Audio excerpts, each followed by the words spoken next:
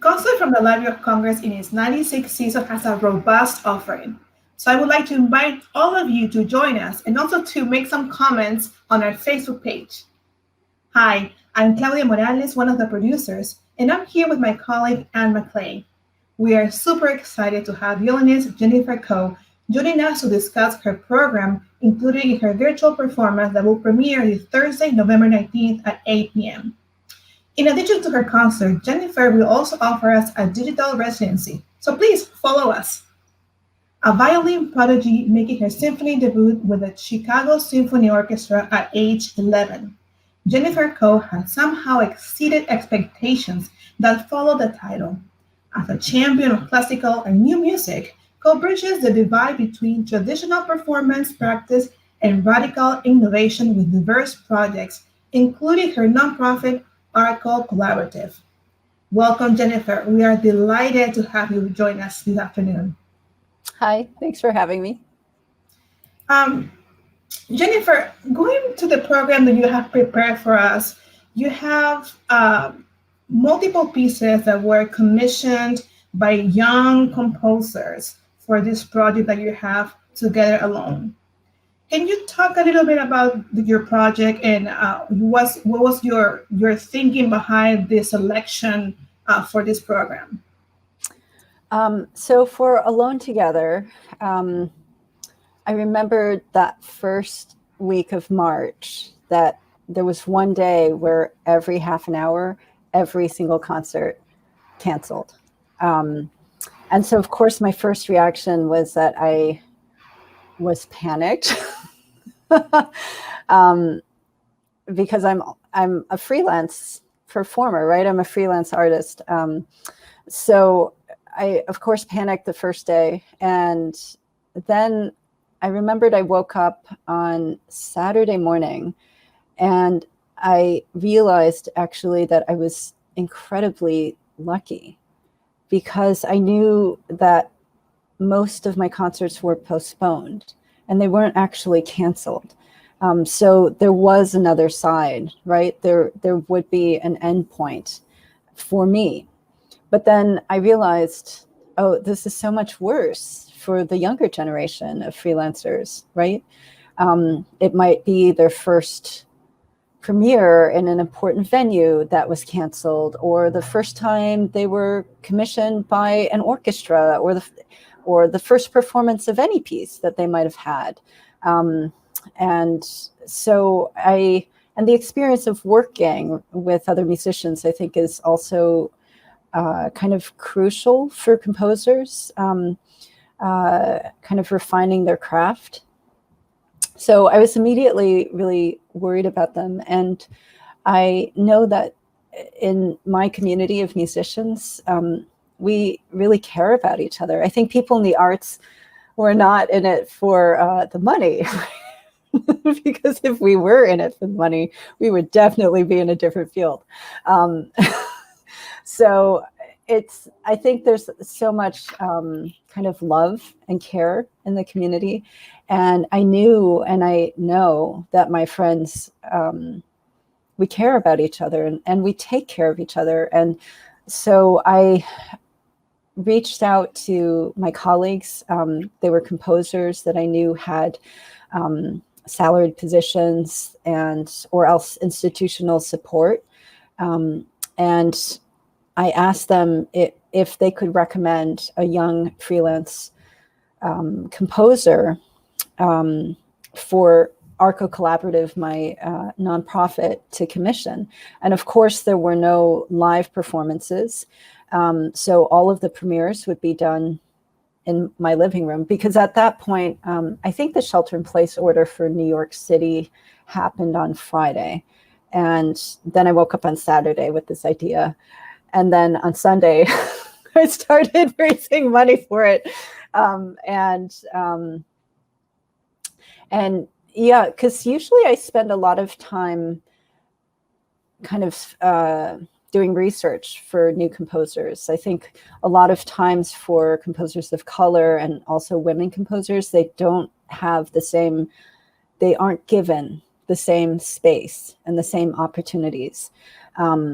that others are given. So I actually have to work harder to find them, right? And so usually that process takes a lot of time. So the first process is kind of going all the way through the internet, going through SoundCloud and just digging up different people's music. And then from there, sometimes I reach out to them on Twitter or Instagram, or sometimes there's like an email on their website. So I kind of cold call them in a way.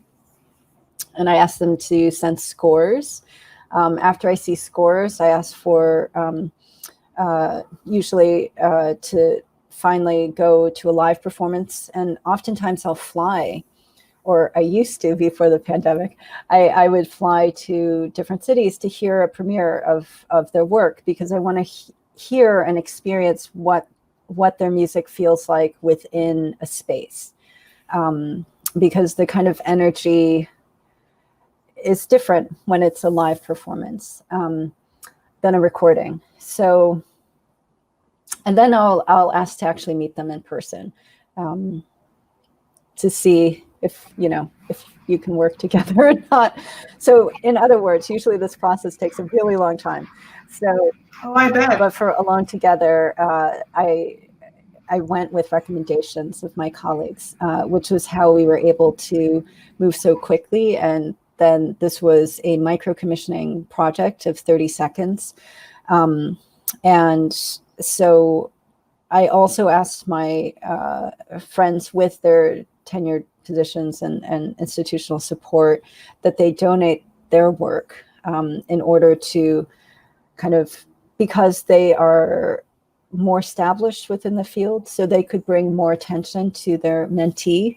And I was able to also do these interviews in which they introduced these new composers, so that they could explain to everybody why they believed in their music, what aspects in their artistry they found important for everyone to listen to and to be aware of. This is a really long answer. Now I feel like I forgot your question. No, it's great. It's great. And just a follow-up comment, I watched all of the programs and I was really impressed by the depth of diversity, not just in the music, but in the performers and the composers, and the method that you explained about your colleagues recommending other composers. And that was something that I was very impressed about. And you can see by watching those commissions, what you are explaining, how you're trying to overcome the barriers that sometimes exist about finding artists of colors and women composers that you want to know about.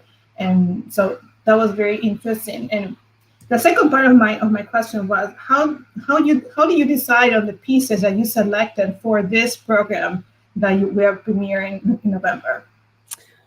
So for the original project, it was really just going week by week. It was who was completing which week, when did the mentor composer complete, and when did the younger freelance composer complete. So I wasn't able to format the program per se musically, if that makes sense. It was really going, it was in a certain order, in a certain form. So for Library of Congress, I was able to curate which pieces would go next to which pieces and what would kind of create a nice balance. And, for me, commissioning, and I'm always, because people, it's a mission in my life, right? It's a mission in my life because I'm also a woman of color, so it comes from my experiences as well.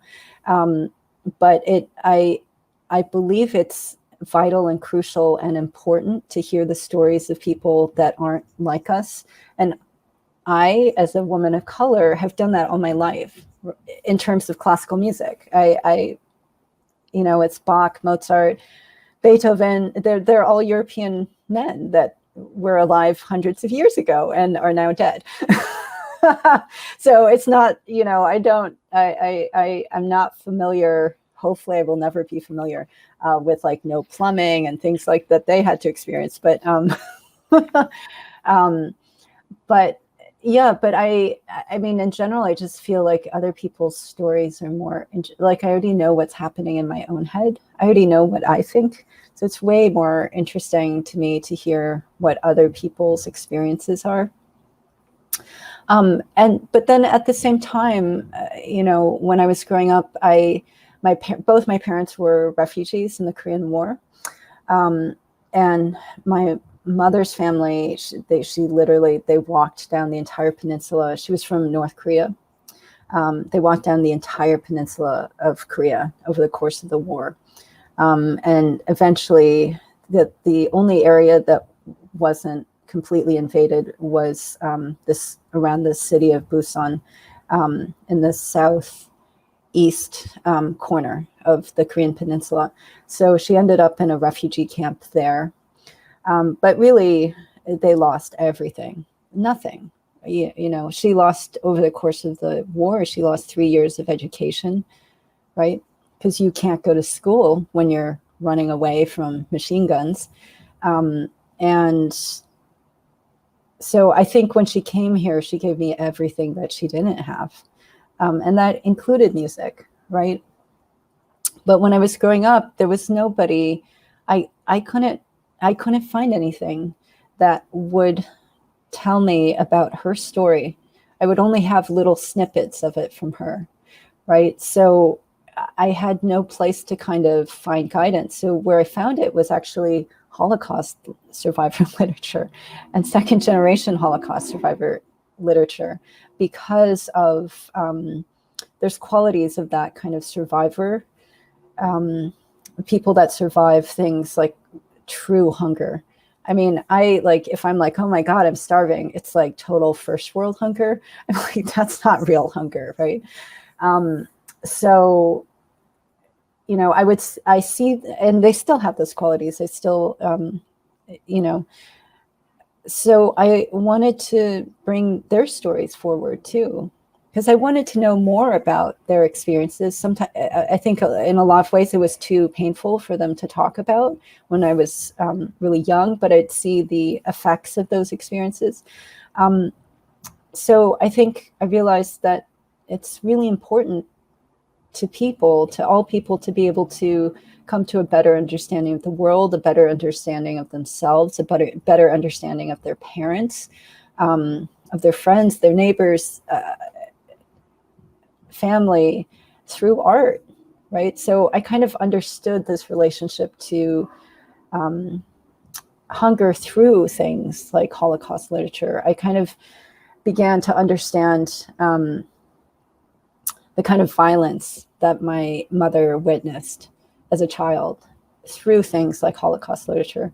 And so finally now I'm lucky enough to be creating this work that celebrates her life. And we use her testimonial. And I would recommend to anyone, actually. I've never actually interviewed my mom for 20 hours, right? Where it's not a conversation. Like, I know right now it's totally not a normal conversation. I'm just talking, because it's an interview, right? So, but I had always had conversations with my mom, but I'd never heard her just speak about her life for 20 hours. And I recorded it and her experiences. And it gave me a great deal of insight, not only into her and not only in myself, because I think we carry our family's history, and sometimes that involves trauma. We carry that with us. So this is a long way of saying that I believe in bringing forward the stories and voices of people who have not been heard. And one of the things I really admire so much about both Julia Wolfe as well as George Lewis is that they have, you know, I think our jobs or our responsibilities as artists and being in the arts world is to imagine the world that we want to live in and to make that world. Right. So the reason I started a nonprofit, Arco Collaborative, was because I wanted to actually create that world and give artists the agency to do things like we did in Alone Together, to actually even show that love and care that we feel for our community of musicians. So I guess in the long run, it's about always giving voice to people that don't have that voice.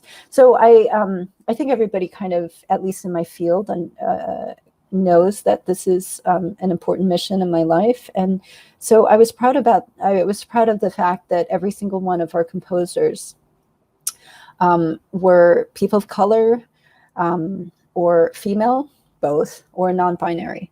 So I'm sometimes when people ask, oh, but how do you find, I don't know any, I don't know, person of color composer. I'm just like, we're all here. We're all right here. We're actually here. You just have to listen, and you just have to make clear that this is important to you, because we're all here. We're present. We're not invisible. And I mean, one of the interesting things about being Asian American specifically, because the reason my parents could come to the US and the reason I could be born here was the change in immigration policy in the United States, which was racist prior because it put a quota on any people that were not of Western European descent. And then after 1965, it changed slightly. I mean, the whole myth of the minority, what is it? The model minority, that comes from the fact that we were highly curated, or my parents were highly curated, right? They were college graduates that were allowed to come. And so the interesting thing that I have found, the kind of paradox of being an Asian American, is that we are not recognized as people of color, right? We're recognized only as Asian. So in that sense, we're always treated as foreign instead of Americans that aren't white. And I think that kind of creates an invisibility. It makes us invisible in terms of our stories, because we're always adjacent to people of color, but we're not part of that dialogue. And it's not an assignation that we've made necessarily for ourselves. I think it's been given to us because we're put in as a wedge race against Black and brown people. But I feel like we've been kind of not acknowledged as people of color because we've been pushed in a certain stereotype. So I think out of these experiences that I've had, and when I speak to other Asian Americans as well, that's been their experience. We've all had this, a lot of racial taunts while we grew up, a lot of go back to your country, go back to where you belong, constantly since we were little kids. And so I think also bringing forward those stories is important. So, you know, when I include people of color, I also acknowledge that Asian Americans are people of color as well. So, you know, one of the things that people have said about Alone Together is that it's one violinist rebuilding her musical community a minute at a time. You're really not only rebuilding the musical community, but our experience as listeners. Creating community is a paramount responsibility now for all artists and for listeners too. And your passion for diversity and your great joy in commissioning was one of the things that led us to want to have a virtual residency with you.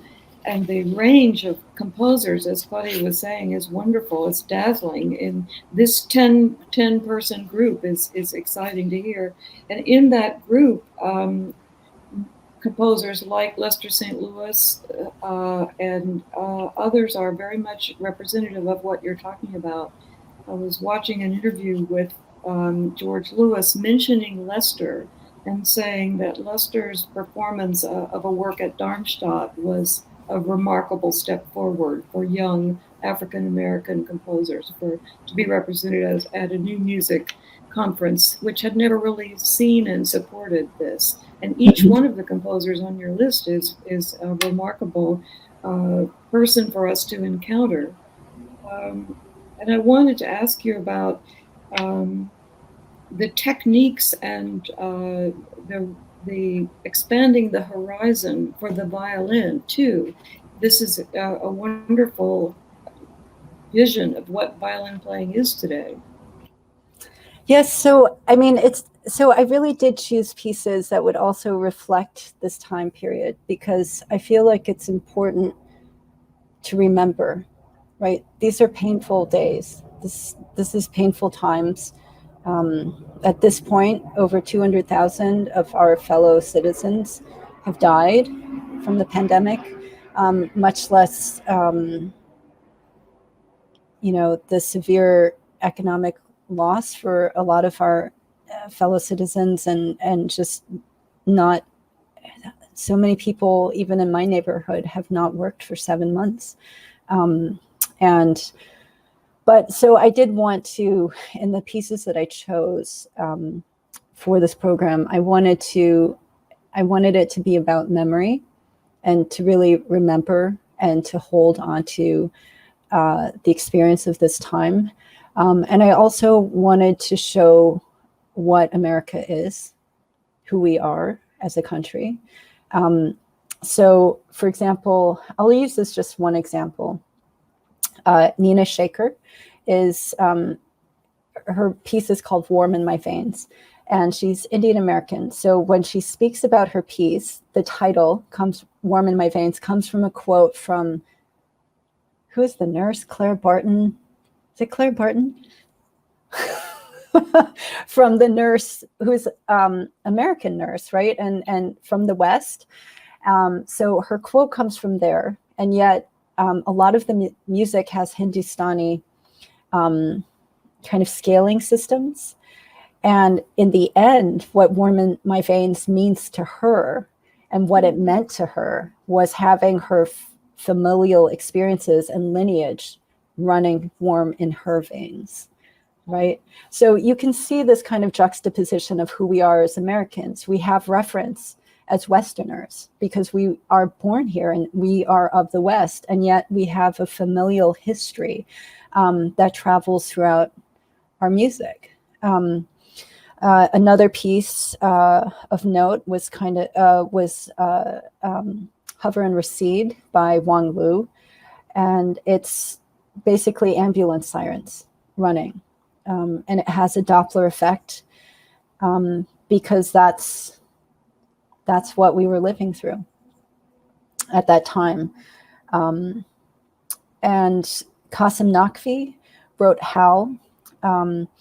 And he really, I had worked with him. I had commissioned him before for this project called Limitless.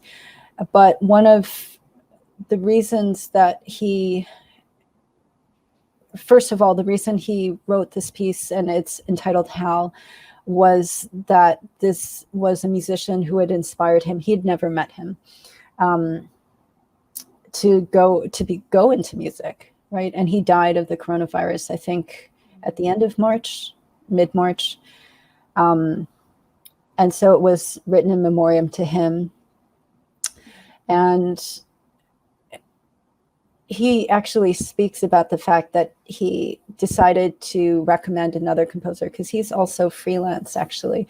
He decided to recommend another composer to be commissioned for this project because I think what he said, he wanted to celebrate the fact that this project was not about nepotism, and that it really truly was inclusive. So the person he chose was also somebody he had never met, but he had listened to her record and really liked her music.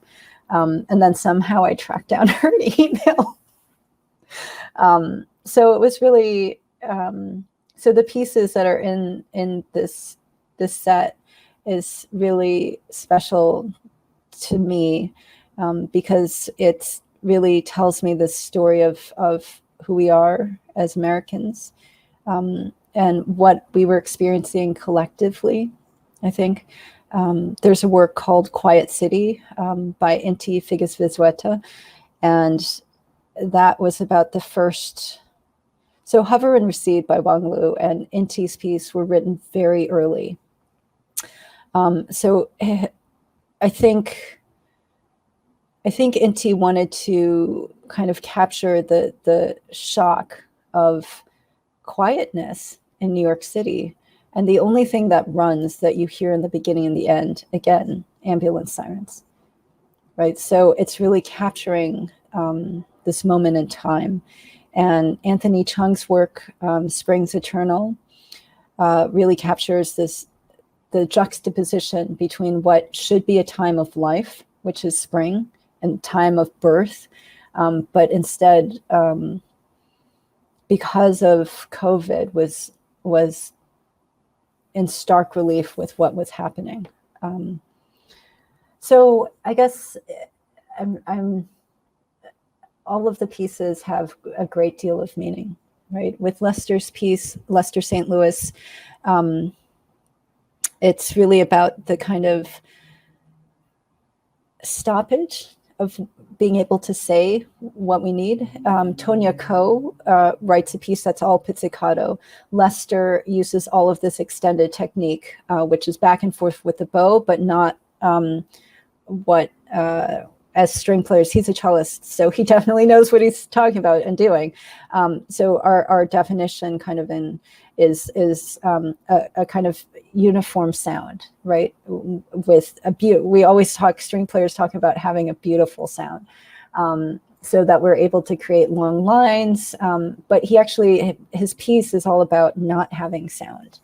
And the extended technique is about going back and forth on the bow against the strings. And then Tonya Koh's piece is she's no relationship to me, is all about pizzicato, because you can't express yourself in the way you used to. You can't connect with other people in the way you used to. You can't spend time with people in the way you used to. So we're all kind of trying to adjust to this new world, and how do we function in it, and how do we still make music in a world where all of the parameters have changed, where there's no live performances.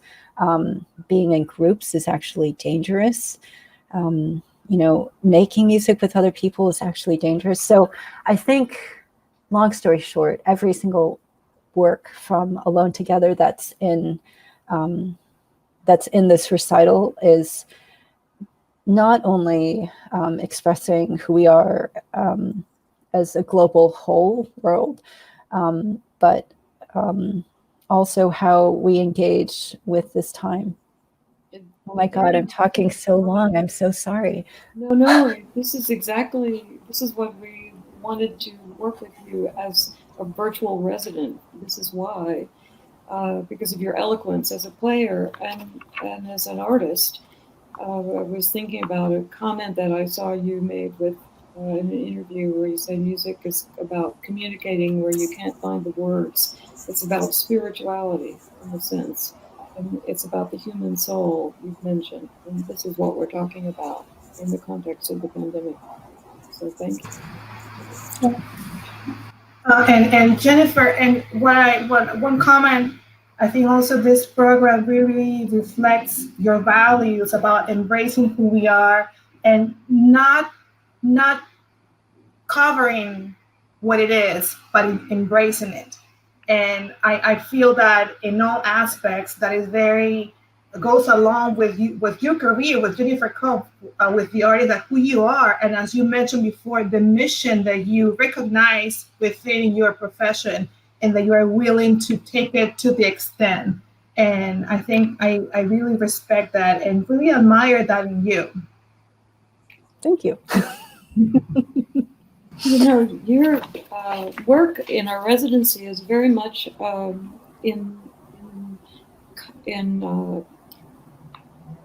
your work in our residency relates so much to the McKim Fund. And I wanted to say a word about the woman who gave this fund, who was a famous musician, a famous violinist. Mm-hmm. And many people watching this won't know her name necessarily, but she was the first woman violinist, American woman violinist, to really make a name for herself outside the US. And in Europe, she was very well known and admired by people like Johannes Brahms and Joachim and so on. She too played a Strad like you, and we had a concert recently with her Strad. But But what's fascinating about the way that you have planned your program and the residency project that we'll be talking about throughout the year is that her fund has enabled us to do just this kind of thing, to document many, many styles of performance for the violin over many years. We have 80 commissions under her auspices, the auspices of her endowment now. And Julia Wolfe's piece, which is on our program, was one of those about 25 years ago. So it's really an exciting venture. And this particular program you put together, as Claudia is saying, brings us much further forward along this path, in my opinion, bringing together so many styles, so many people. You've said you love working with composers because they have such fascinating personalities. They give you so much, and that was obvious in your conversation with Julia. And so you have this tremendous energy and tremendous passion for commissioning. We were wondering, what's your next thought? What are you thinking in the future for a new project? And how do you see the next 6 months for artists? Well, I think, 90%, I'd say 99% of the work of a performing musician is not done on stage. That's like the last 1% of what we do. And I do have this mission of equity, and I believe in equity. And I know, every single one would be surprised of like very probably well-known female composers, maybe more well-known composers of color. They have all been actively discouraged to enter the field. They have all been actively encouraged to leave the field. So for me, the reason equity is important to me. So for example, with some of the works from Alone Together, I worked probably 5 hours with the composers for 1 minute of music, right? And so it was going back and forth with different editing, because I believe in their voices, but how do we communicate that on a page? What are they really looking for in this particular phrase? What are they saying? How can we make that clearer? So I think experience, and I know this from myself, experience and opportunity make us better. They teach us a lot. And so I do spend a lot of time and a lot more time with composers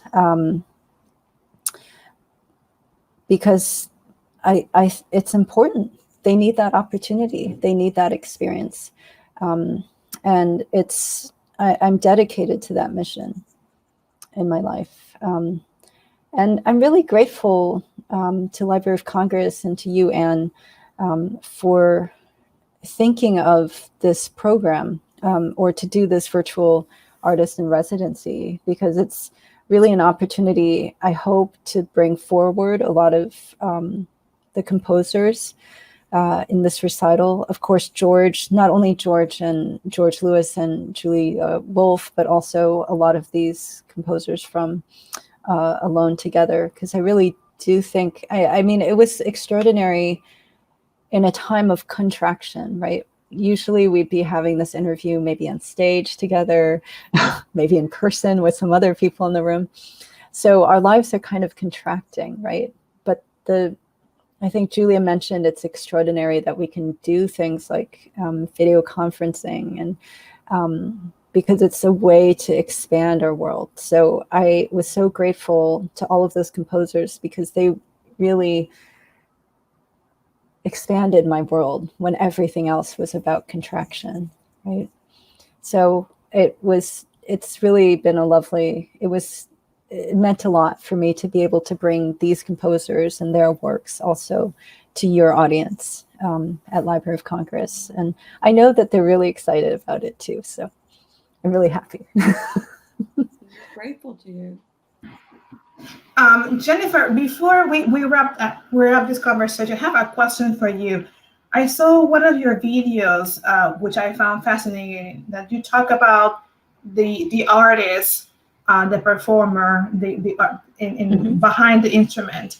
And in one video in particular, you talk about your body and how much work your body does for you as a musician, and how mindful you are of this, and all these different exercises, and the care that you do to you take to your body. Can you talk about that part as a musician? And you even mentioned that musicians are athletes because of the routine that you have to be under to perform and to travel and to do all these kind of things, and how you try to fit exercise and just care for your body. Can you talk about that for a little bit?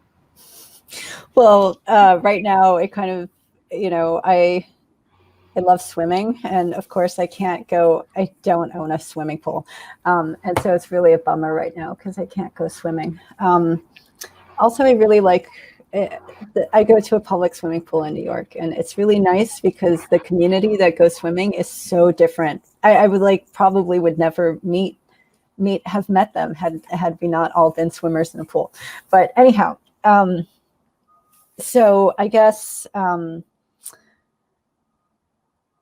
it's, when we talk about the body, it's kind of a vessel, right? It's kind of, it's several things. So first of all, I think when I make music, for me, it's almost like alchemy. So I want the composer's voice to become almost part of my DNA, and to become almost,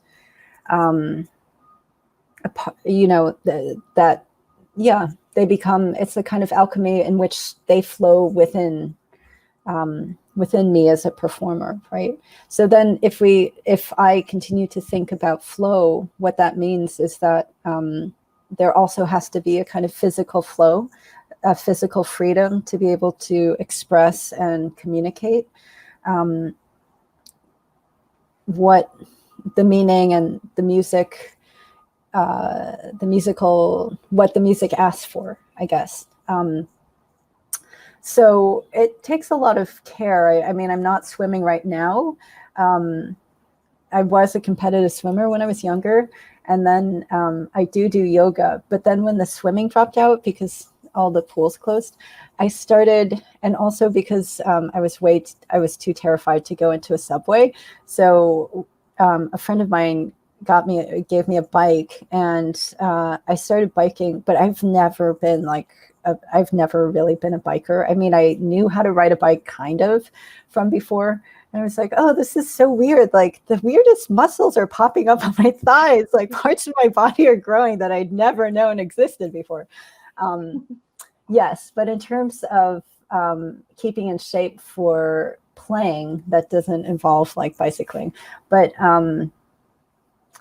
yeah, it's an important thing to be able to integrate, I think, both kind of the mind and the imagination and the body, if that makes sense.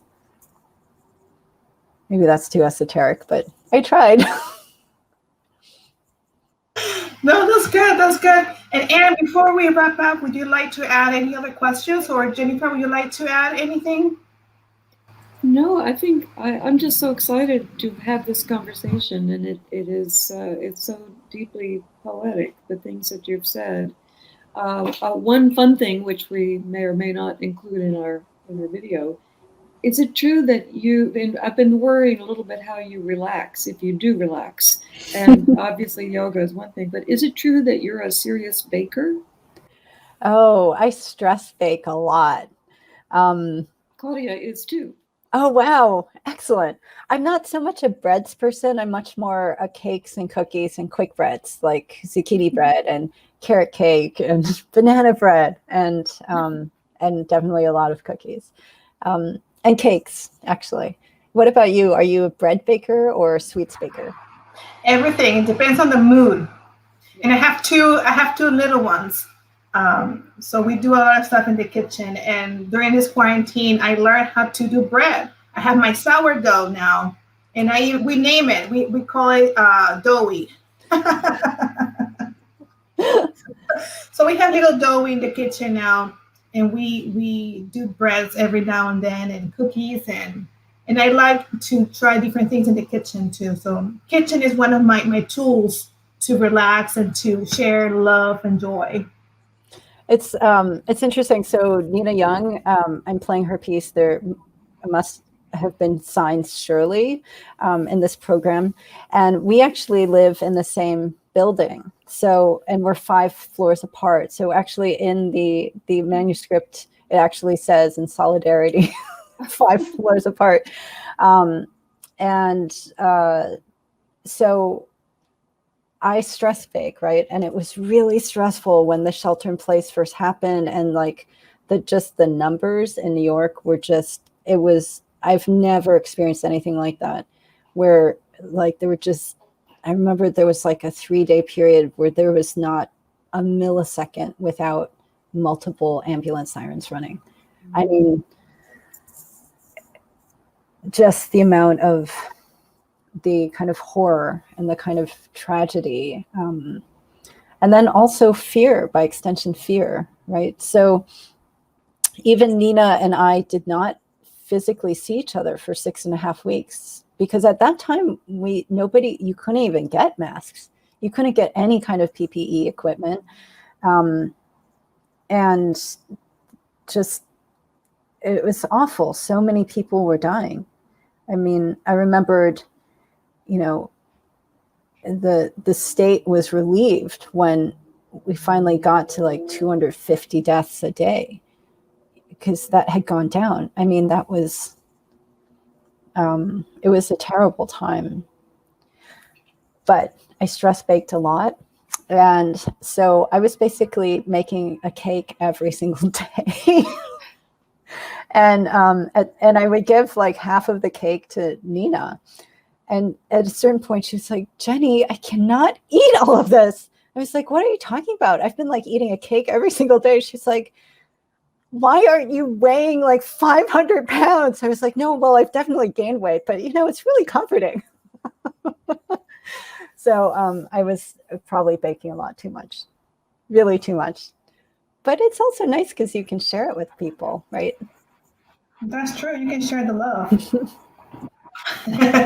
Well, Jenny, thank you so much for talking to us this afternoon. I really enjoyed learning so much from your journey, the pieces behind the scene, the quarantine, and all this. And we appreciated you being here with us today. And well, good luck in the next few months. And we'll be talking to you more during the residency.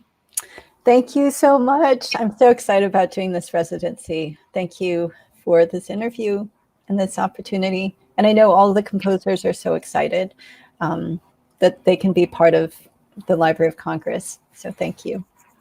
And for the ones who are watching from home, don't forget to follow us and to watch all of our content and our multiple platforms on social media and, of course, on Library of Congress website. Thank you so much, and see you next time.